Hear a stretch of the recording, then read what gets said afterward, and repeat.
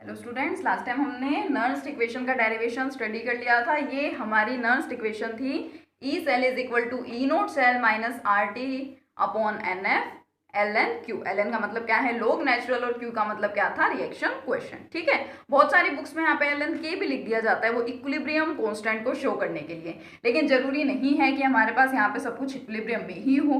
Q की value find हम करते कैसे हैं, देखिए मान लीजिए हमारे पास कोई भी यहाँ पे जनरल इक्वेशन है, it is our any general equation, capital A and B are reactants, capital C and D are products and small a, b, c and d are their coefficients।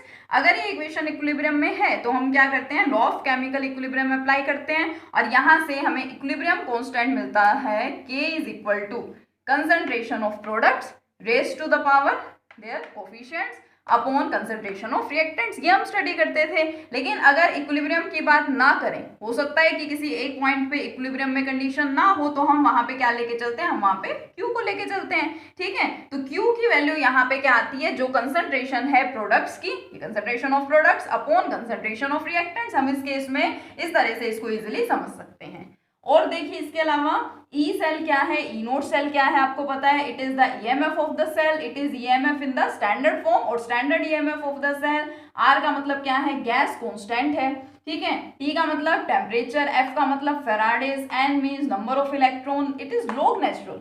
जो आपके पास लोग टेबल्स होते हैं उसमें तो लोग की वैल्यू गिवन होती है LOG, विच इज लोग विद बेस 10, ये होता है। यहाँ पे आपके पास ln है, तो हमें ये पता है कि इसको इसमें कन्वर्ट करने का रिलेशन होता है ना, कि ln इज इक्वल टू 2.303 लोग विद बेस 10। ठीक है, तो हम क्या करते हैं, हम यहाँ पे हमें क्या मिल गया, E cell is equal to, क्या हम यहाँ पे लिख सकते हैं, हम यहाँ पे लिख सकते हैं E cell is equal to E naught cell minus 2.303 RT upon NF log Q लिख सकते हैं। अब देखिए यहाँ पे मैंने आपको बताया था कि जनरली हमारे पास कंडीशंस क्या होती है, ये हमारी वैसे तो नॉन स्टैंडर्ड कंडीशंस है। ठीक है, प्रेशर 1 atm 1 एटमॉस्फेयर नहीं होगा, कंसंट्रेशन 1 मोलर नहीं होगी, टेम्परेचर 298 केल्विन नहीं होगा, लेकिन जरूरी नहीं तीनों ही कंडीशंस हो। तीनों में से कोई एक भी अगर वहां पे प्रेजेंट है तो वो क्या होगा, नॉन स्टैंडर्ड कंडीशंस में आ जाता है। जनरली हमारे पास यहाँ जो केसेस हमें यहाँ पे गिवन होते हैं न्यूमेरिकल्स के लिए, उसमें टेम्परेचर को 298 केल्विन ही लेते हैं, टेम्परेचर की कंडीशन उसमें चेंज नहीं होती है। तो हम क्या करते हैं, हमें यहाँ पे टेम्परेचर का मतलब पता है, इसकी वैल्यू पता है 298 केल्विन, आर की वैल्यू हमने ली थी 8.314 जूल पर केल्विन पर मोल, फेराडे हमें पता है 96500 कूलम्ब्स।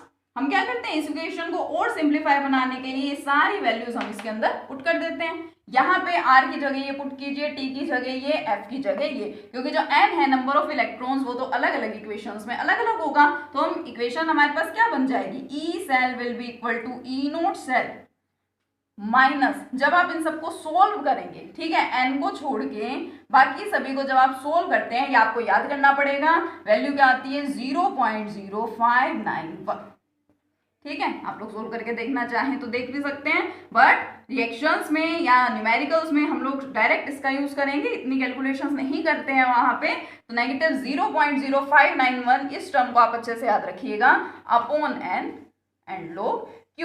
Q का मतलब क्या है, concentration of products upon concentration of reactants. तो ये यहाँ पे हमारे पास क्या आ गई, नर्न्स्ट इक्वेशन आ गई। और देखिए जिस तरह से हम यहाँ पे इलेक्ट्रोकेमिकल सीरीज में हमने स्टडी किया था, या ईएमएफ फाइंड करते टाइम हमने स्टडी किया था कि हम क्या करते हैं, हम रिडक्शन पोटेंशियल्स को लेके चलते हैं। तो इसी तरह से जो नर्न्स्ट इक्वेशन है उसमें भी हमारे पास क्या प्रेजेंट होते हैं, हमारे पास रिडक्शन पोटेंशियल्स ही होते हैं। ठीक है, जैसे मान लीजिए आपके पास एक इक्वेशन है सिंपल सी, Cu2 positive plus 2 electrons gives copper.